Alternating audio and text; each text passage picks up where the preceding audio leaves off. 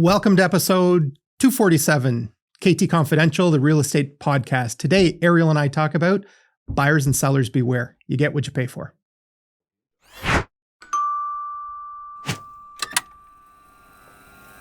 Welcome, Steve Cecchetto. Thank you.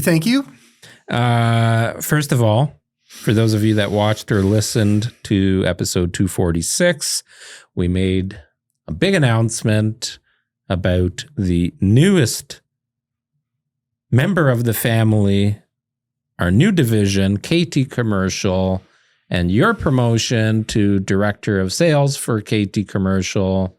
Congratulations. Coming soon to a building near you. Thank you very much. So Adrian and I last week chatted about how we entered residential real estate and there being a big void in value-added services and service in general. And we had poor experiences when we sold our properties in Oakville at that time. And that was kind of what started snowballing the thought of us getting into real estate and bringing better services and evolving services and technology and all that. And from discussions that the three of us had, we felt that there was a void in the commercial side of the industry. And we're proud and happy that it's going to be exciting. And I mean, when the conversation came up, one of the first things that popped into my mind, you talked about residential, was real estate done right. Yeah. You know, like there's definitely a void in the medium, small size buildings, the way that they're represented. I think we'll do well. KT. Well, I'm very excited, and you're definitely going to not only be the right person in our company to head that division up, but I think it's right up your alleyway too. And now adding another tool to your toolbox to help people buy, sell, lease, invest in anything commercial real estate related. Looking forward to it. Great segue into today's topic, actually, if you think about that. Well done. I made the note because you kind of titled it, Getting What You Pay For.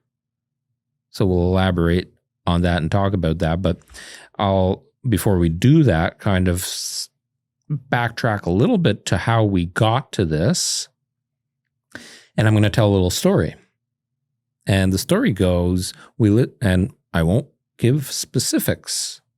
I have to be a little bit general and generic with this conversation because what I am referring to and the property I am referring to is still active. But I had a property, one of my own personal listings from one of my very close sphere of influence people, friend, past colleague, engaged to purchase and sell. And we listed that property. And I won't say what property that was because it might give away what the other property is. But that property was, we'll call it a luxury property. And it had a lot of eyeballs on it. We did very well with it. And from there, it brought on a new opportunity in the same neighborhood to potentially take on the listing of this other property. And when you and I were talking about it, we decided to kind of pass on that opportunity. I know what you're talking about. And I won't get into specifics, but let's just say, I'll give you an example. We had Ashbrook Court listed in I can't remember, January, February. And, February, when you list a property, it goes in, sometimes into the spring months or the summer months. Well, when you take photos of a property in the winter, you absolutely should freshen up those photos. And that's what we did at Ashbrook. We had Ian go back and refly the drone and redo all the photos and take some nice photos. And again, segueing into you get what you pay for. Let's talk about that. What led you? I don't know. Was that a good segue? What led you to come to this topic today? Well, I think that's a perfect point and perfect example. We see it all the time where, you're listing a property, some photos get taken and that's it. Cross your fingers, it's going to sell eventually. You brought up Ashbrook, so perfect example. That was a premier lot. Okay. And the winter didn't quite do it justice. Okay. You still saw the size, you still how nice it was, but the fact that everything was refreshed, okay, when it was green, when you could showcase how beautiful was that property in the spring as everything was changing? And how quickly did it sell after they were refreshed? Yeah. Okay, so we've proven the concept that works, as opposed to the other you're talking about. Here we are in July. We looked at the photos yesterday, and you've still got snow all over the place. Nothing's been updated. Yeah. Do people even remember it's there? Refresh it. And that goes to effort. Mm-hmm. It goes to attention to detail. Mm-hmm. It goes to just general giving a shit. Mm-hmm. Also goes to expenses, right? It's not cheap to have all of your marketing redone, mm-hmm. Especially if you're not getting any traction. Like if you have a property on the market and you're not getting any showings, you're not getting any offers, and your photos are, and video and brochure and whatever, it's all 2-3 months old. And now you got to redo everything for something that you don't even know or think is going to sell. Well, especially when you got to work for it. It's, we went through a period last year where you put a sign on the lawn, and before before the sign is settled, the home is sold. Now you got to work for it a little bit. You got to prepare the properties. You have to counsel your clients better. What are you going to do to keep it new? What are you going to do to keep it fresh? Very important. What would you say is the biggest fail? Like, we're speaking to realtors. We do have a bunch of realtors that watch and listen. What would you say is the biggest fail in terms of realtors not giving full value, or, how would you circle that back to get what you pay for from a consumer standpoint? So what could realtors do better? Back up what they say. Okay, probably more than anything else. You've got some very, very good realtors in town that do a very, very good job presenting their properties, marketing their properties. And then there's some that you don't. Okay. And that holds true to any industry though, doesn't it? 100%. Absolutely it does. But you've got a lot of people that are very good talkers. Okay. Well, the proof is in the pudding. All right. So what are you going to do to back up what you say? Okay. I'd rather be honest. Okay. With a client, tell them my thoughts, tell them what we're going to do, and then back it up with examples. And, you exceed expectations. How often are people getting a listing? They buying the listing? Are they discounting? Are they doing whatever? And then we get calls after, people frustrated, people wanting to move on because, all is not what they were told they were going to get. What do you mean by buying the listing? Example I ran into, there was someone who approached our team and said, I want this for the house. Okay. I'd love to get you that for the house, but here's why I think we can get this for the house. Do I have a crystal ball? No. Am I 100% sure I'm going to be right? No, but I'm pretty confident based on the analysis that I've done. Help me understand why you think your home is worth X amount. We've discovered the example that you brought up at the beginning of the podcast. There are people that will go in and say, yeah, absolutely, I can get you that. And that's it. And that satisfies people. I'd rather be honest and have the tough conversations up front as opposed to 3 months down the road when the listing's gotten stale and you're not getting what that person wanted. And we see that all the time in this industry, especially with Well, I don't want to focus on realtors that are new to the industry because they're often the ones that fall into that trap of taking a listing that is priced too high because they don't have enough business and they need the business. They want that listing. Listings brings other business, usually. But, just to agree on a price for the sake of getting that business isn't doing anybody any justice. Well, going back to Ashbrook, the seller told me that they interviewed other realtors and I was the lowest in terms of valuation. And the other realtor that they were considering valued it at $2.8 million. It ended up selling. Well, hasn't closed yet, so we won't talk about it. But it sold below asking price, and our asking price was $2.179 when it sold. So 2.159, 2.179, something like that. Sometimes numbers are thrown out as a carrot, and sellers, have to do their best to identify and, at the end of the day, do you trust that opinion? Well, it's all opinion. Yeah. You can get 4 or 5 different realtors in a different room valuing and we do that sometimes as an exercise here. And you won't have the same number from anybody. Thrown out as a carrot, yes, I agree. But I think oftentimes, and you speak to the newer ones, the newer agents, and I mean, you can say this about any salesperson, it's thrown out to avoid the tough conversation. Okay. Right. Especially when you don't to avoid conflict. A lot of times, especially if you don't know someone or have a rapport. I mean, there was someone in here this morning, you couldn't have that kind of banter with somebody who you just met. Okay. Right. So there's a certain degree of tiptoeing, but I think when it comes down to what's really important, price in particular is very, very important. You have to have the tough conversations. I've always felt have it in a safe environment as opposed to, when things are a little bit more urgent or you have an offer on the table or something like that. So, yeah.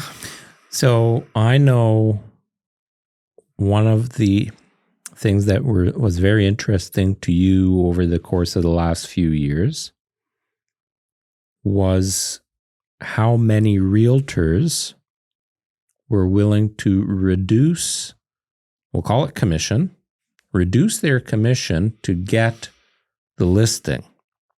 And I think this ties in very well with this topic, getting what you pay for. Mm-hmm. And we see it all the time. There's always somebody willing to do the job for less. I don't know if I sent it out to the team, but you ever seen that image where it says something along those lines? You'll always have somebody willing to do it for less, and it's the guy that painted the donkey or whatever, but he only painted the back half of the donkey. I've seen that. Yeah. And it's because you didn't pay for the full amount. Services now, to be a realtor is very expensive, first of all. Mm-hmm. You have your board fees, your insurance dues, your licensing updates, which all cost money. You have your brokerage fees. You have marketing. You have advertising. You have new technology, like even the technology that's in this room today. How much money goes into investing that? Then what about staging? What about any of the marketing materials that go in the home? So as an example, like even before the for sale sign is on the lawn, we have spent thousands of dollars in preparing the home, in pre-marketing the home. And how many people are involved on our team on every listing to start that process off on the right foot. Sure. Right? Like I even think about we were talking about the pre-photo preparation days that we have, right? So for those of you that don't know, when we have a property that's being photographed by our wonderful media team, Ian and Robbie, before Ian shows up, Jennifer and Tiffany and quite a few of our realtors will be at the property to make sure the pillows are nicely tucked and fluffed. The toilet paper is nicely folded and pressed. Just presented properly. The mirrors are perfectly, not properly, perfectly. Yeah, absolutely. Because to somebody, properly might be, the window coverings are open, the toilet seat lids are down. Mm-hmm. Everything looks good. Goodbye. Do you know most realtors don't even show up before the photographer gets there? The photographer will go. See, Ian? See how lucky you have it? Photographer will go and have to open the window coverings, turn on the lights. You can tell. You can tell right away. Right. Yeah. 2 comments about what you just said as far as price and discounting and stuff like that. Number 1, the investment back into the property. Okay. It's a lot of money. Okay. So, Ian was just gone today, did some photos for a property that might not hit for a year. Okay. Come to the market. The clock starts ticking as far as the investment. Took photos today because you wanted, it's one of your listings. Yeah. It might list in the winter. February, March. It gives us the flexibility to highlight things of the home that we want to showcase. Yeah. Okay. How many people do that and just sit on those photos till we're ready to pull the trigger? Number 1. And who knows? Maybe that property doesn't even ever come to market because they change their mind, life changes, but whatever. The investment's been made. Right. Number 1. And number 2, as far as services and what you pay for, I don't want to be viewed, and I don't think what we do, myself personally as a salesperson, is a commodity. Okay. As soon as you start having the price conversation, it's a race to the bottom. You don't need people like you and I to go out and sell our services and talk about what we can do. All you need is someone to pick up the phone and say, yes, we can do it for this amount. We'll list your home. I guarantee you our profit margin is much less. For listings, for sure. Because of the investment involved. Mm-hmm. And it's funny because, we list a lot of homes and have over the last 12 years. And it's to a T, the people that not complain or battle or butt heads on paying us. And on average, our commission is actually less than what people expect or what is average. Like everybody thinks, it's 5% and yada, yada, yada. If they're on side, they go through the process, their home sells, 99.9% of those sellers are wowed and say, wow, you guys do all this? Wow.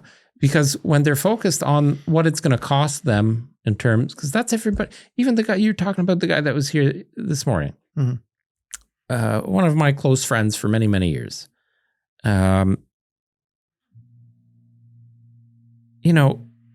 He's expecting photos and had no clue. I started talking about the Sonos speakers that we set up on each floor to create ambient music, talked about the Arlo camera we set up on the front door so they can have a secure home, see who's coming and going. Talked about our KT Porter that sits on the kitchen counter so people can download a digital copy and we can analyze who's looking at it, when are they looking at it, all those things. And he goes, holy fuck, you do all that? Clients, but also how often, do we get other realtors or our colleagues making those comments? Okay. I've never seen a home presented this way. Oh my gosh, you guys do this. Oh my gosh, are you making any money? I'd say 9 out of 10 listings, you always get at least one comment from our colleagues. Well, and that's why, if somebody says to me, can you list our home for 1%? Because that question comes up all the time. Because you see all these guys, with their signs, list for 1%, list for 1%, whatever. There is no fixed pricing. So a realtor and a brokerage can charge whatever they want to charge, and you can pay whatever you want to pay. But what happens when somebody reduces the amount of money that they're making in terms of a real estate salesperson, a real estate broker? They're reducing their income on the sale of your property. Where's the rest of the money going to come from? To invest back into the home. So they got to cut corners, don't they? Mm-hmm. Right? Like, you still have to eat. You still have to pay your own bills as a realtor. You still have to pay the brokerage.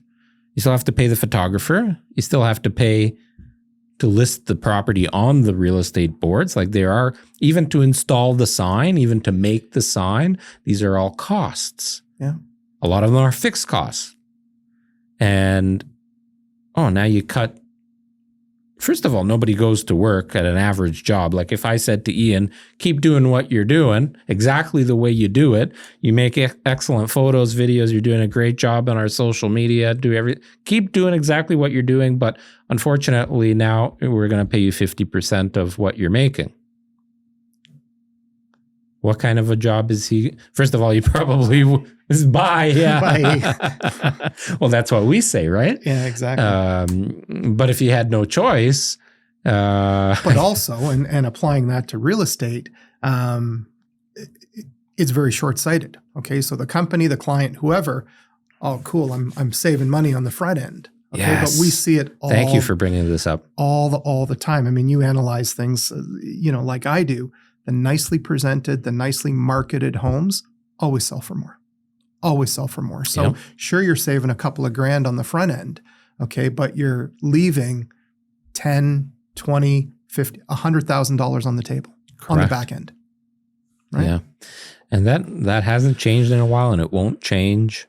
The way the property is presented and marketed will attract a bigger audience, a better audience, and an audience that has a more emotional connection to that property. Yeah. And they pay more. But when you're looking to hire a realtor as a seller, you may not have done that for years, right? And you're not necessarily educated. Well, if you want to be listened to all 246 other episodes of this podcast, and you'll be educated. But a lot of people don't know how to negotiate, and they think by cutting back how much they're going to pay the realtor that they are already saving money, and they think regardless the home is going to sell. It's not a matter if the home is going to sell. I say this to a lot of people, especially in Milton. We both live in Milton. We work in Milton.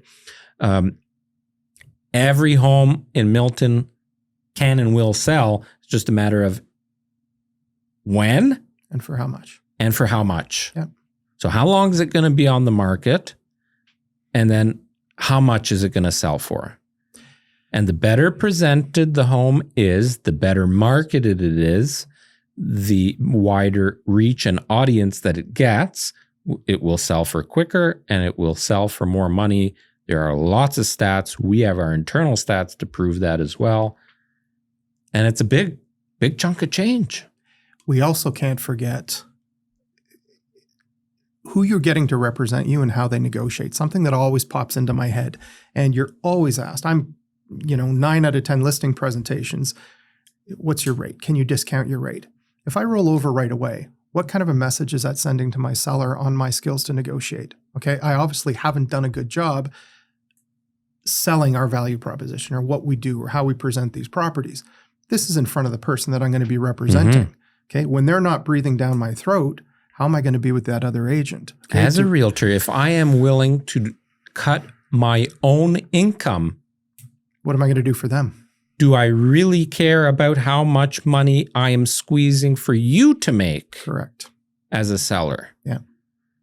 I can tell you countless stories, Steve, about you, me, Adrian, everybody on the team that I know late at night, we're negotiating a deal on behalf of our buyers or sellers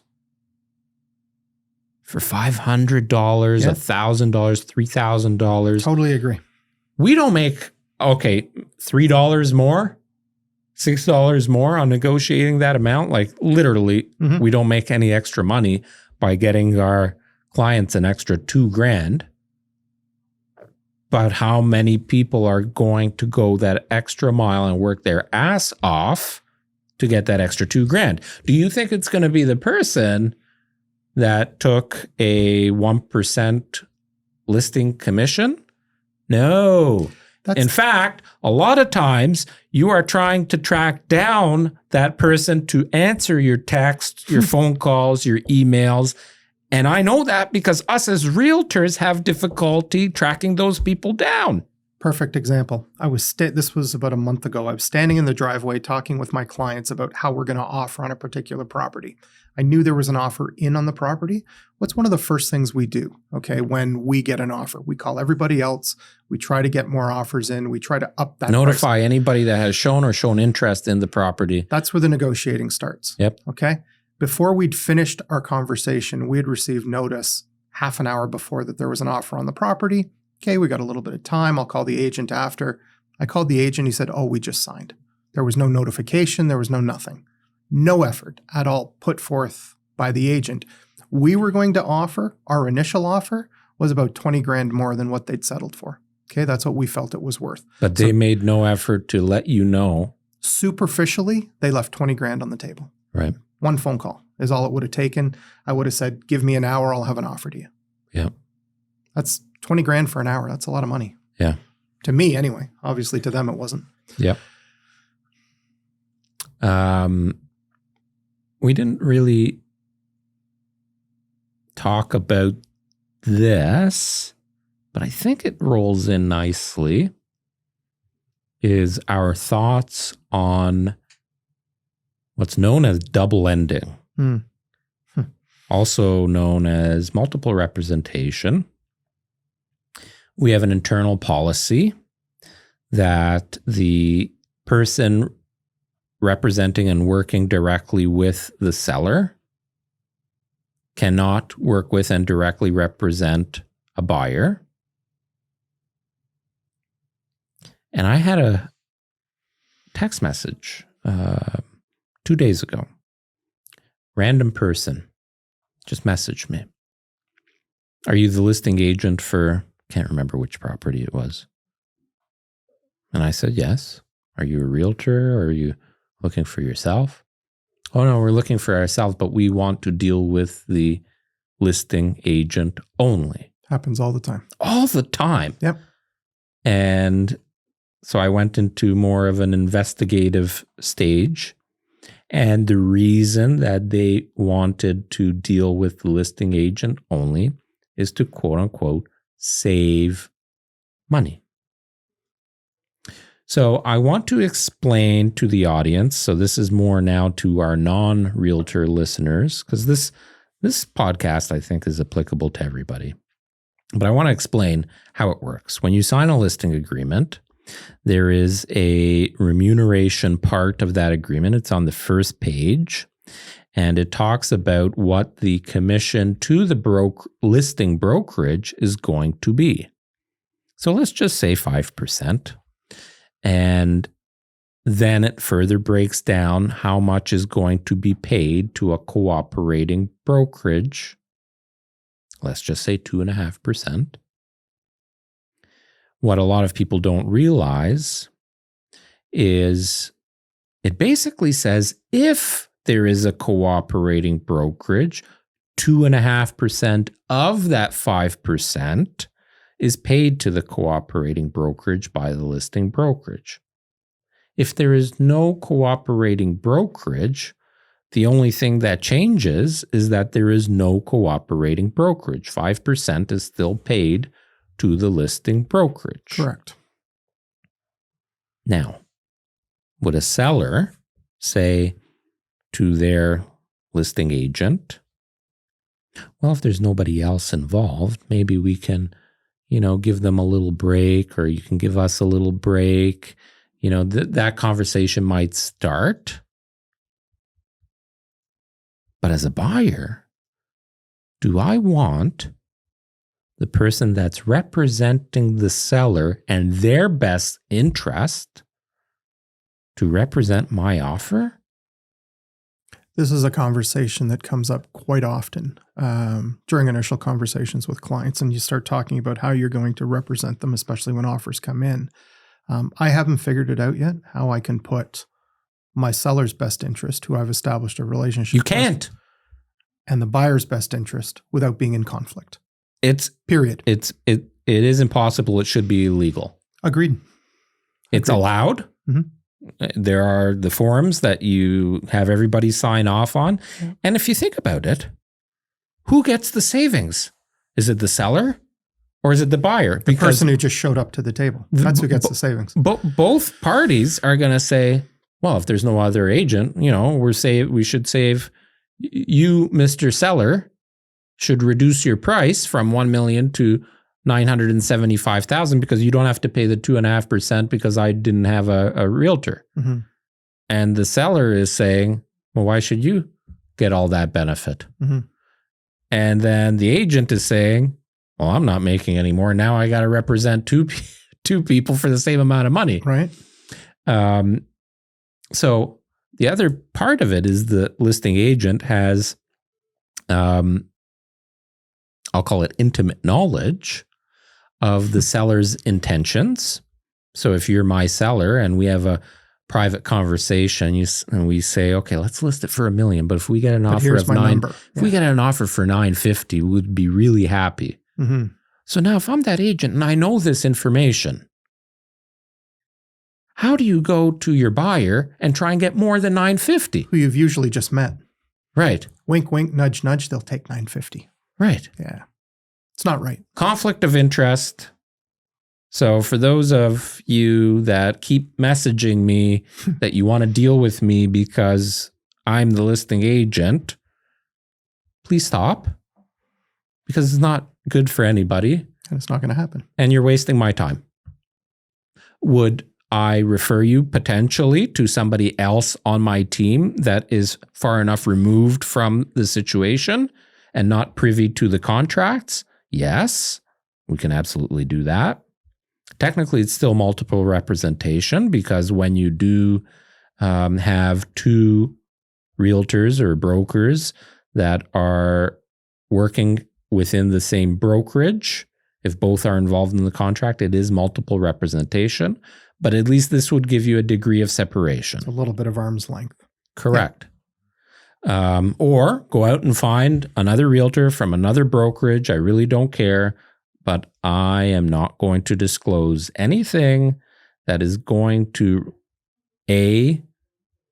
show any kind of cards or give you any insight as to how we're going to negotiate this deal. It's a good point because it's so common. It's so common, that ask. Yeah. Any other notes? What do you want to talk about? Ask lots of questions. When you're speaking to somebody, that relationship has to be there. The communication has to be there. Don't just look at price. So when you're trying to hire somebody to help you buy or sell a home, get it all out there. And meet them. And prepare your questions in advance. Yeah, sit down and find out what is important to you. What are you looking for in somebody because it literally is a relationship, right? Yeah. You are going to spend a shit ton of hours texting, on the phone. Intimate. Yeah. Yeah. You're talking about a lot of stuff. And don't just Google top realtor. Yeah. Okay. Because come on, we do show up as one of the top. But so do come on. 80 other people. Yeah. So make sure you know what you're going to ask and somebody you can communicate and work well with. Very important. And if you're if you're still not in your comfort zone with a certain person, I always say, interview a few realtors, a few teams, whatever. Get the feel, because everybody does things differently. Everybody's personality is different. The person that you hire to work with is somebody that you're probably going to have lunch with at some point. So can you even stand this person? Do you find this person competent? Has this person been replying to you in a timely fashion? Are they getting you the answers? Have they been through a property and, gone through this process with somebody else in a similar situation? All of these things can be very vital information to have before making those decisions. And don't be shy. I mean, ask the questions. If they've got listings available, go see the listing. Go see how your home is presented. Adrian loves giving that tip to people. For sure. Yeah, it's so true because you can see what's being done, back to what I said before, behind the words. Yeah. You add a layer of depth that the majority of people don't provide. Yeah, and get references. Oh, for sure. And more than one. Yeah. More than my sister or my parents. Yeah. People that you've transacted with, different areas, different types of property. So important. Google reviews are good to a point. Because Google does a pretty good job of making sure that it's a legit review. One tip that I have is if you really want to get somebody's true feedback, go and knock on the door of a property that was sold by that person. Like Absolutely. If the sold sign is still up on the lawn and you're thinking about hiring that same realtor, go knock on the door and say, hey, I'm sorry to bug you, but I'm thinking about selling my home and I am considering to hire your realtor. Any feedback you got for me? Love it. Great idea. And you'll usually get that candid feedback. And the reason I say that, Steve, is because what we see, not only in our own business, but other realtors, when you list a property on a street, there's always another home on that street to sell. And if those people don't know a realtor or don't have the time or patience, whatever, they often do call the agent that sold that other property to come over and give the opinion and what have you. So talk to those sellers, check out the Google reviews, look at other properties they have on the market, walk through them, walk through the open houses, see how they conduct it, look at the photos, look at the staging. How does the photos and the staging appear? What kind of online marketing is there? And you get what you pay for. Period. Good chat. Thanks for your time today. Thank you. Thank you for listening to episode 247, KT Confidential, the Real Estate Podcast. Hope you learned something.